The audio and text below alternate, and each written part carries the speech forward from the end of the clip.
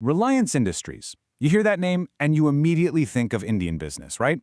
But how does a giant like that, a company literally built on oil, get ready for a future that looks completely different? That's what we're going to do today. We're going to deconstruct their latest annual report to really get the story behind this massive, high-stakes transformation. And it all kicks off with this vision. You see, the core idea wasn't just, let's build a company. No, it was about proving that India could create something truly world-class, built on innovation and ambition. And that ambition, that's like the DNA that runs through literally everything we're about to unpack.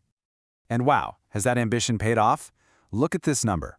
To give you some perspective, this is the value the company added to the Indian economy in just 1 year, over 4.3 lakh crore. It's a number so big it's almost hard to wrap your head around, but it perfectly shows you the scale we're talking about here. So the big question is, where does all this value actually come from? All right, to really get where they're going, we first have to understand where they've been. So part one is all about the business that started it all, the one that funded everything else that came after, their legacy oil to chemicals business, or what they call OTC. And this is the engine room, the Jamnagar refinery.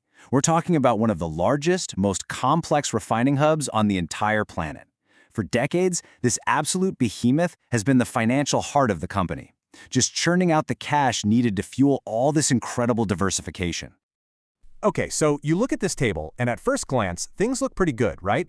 Revenue is up a solid 11%. But, and this is a big but, the real story is in the profitability. See that EBT done number?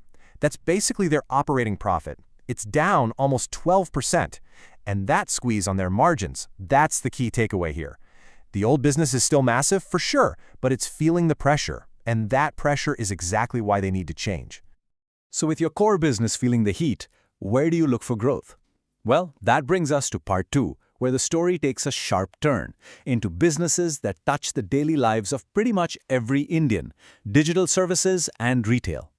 And you can see it right here, plain as day. Look where the new energy is. The digital services business, that's mainly Geo, is growing at almost 16% year over year. That's way faster than the old oil business. This isn't just a little bit of growth, it's a fundamental shift in the company's entire center of gravity. So what does that digital growth actually look like? It looks like this. 488 million. We're talking about 488 million subscribers. That's not just a customer base, it's a digital ecosystem that spans the entire nation. This number right here is the bedrock of everything Reliance is building on the consumer side. And the other huge pillar of this consumer empire? It's retail. They've become India's biggest omni-channel retailer, which is just a fancy way of saying they blend their physical stores with a massive online and e-commerce presence, and they do it seamlessly. Think about it. They connect a base of nearly 350 million customers to a supply chain that can get a package to your door anywhere in the country in under 48 hours. They've basically woven themselves into the fabric of Indian daily life.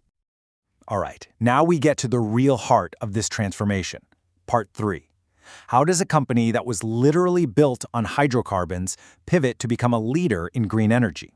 This is, without a doubt, Reliance's biggest, most audacious bet yet. You know, this is the central question that every single major energy company in the world is grappling with right now.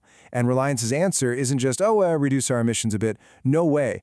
Their strategy is to build an entirely new business from the ground up at a scale that could completely reshape India's entire energy landscape. And this pivot, it's not happening in a bubble. It's tied directly to India's own ambitious national goals for 2030.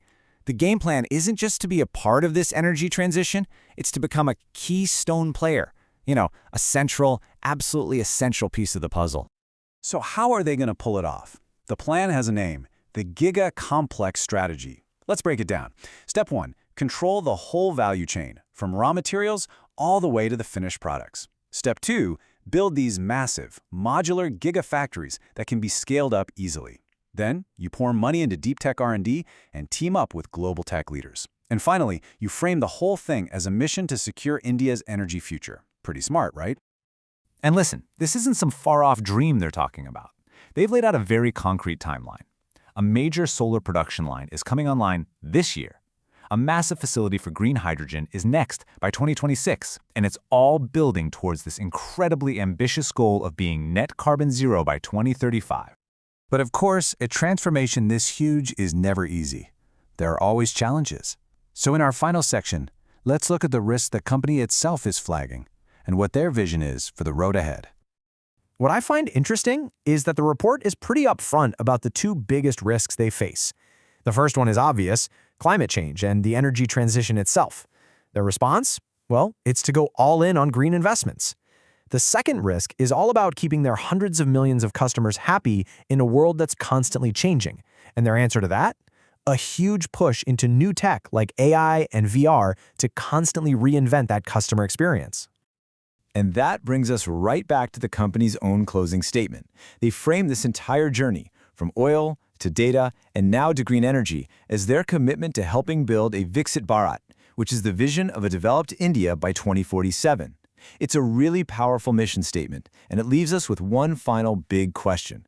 Can this giant truly reinvent itself and, in doing so, help power the future of an entire nation?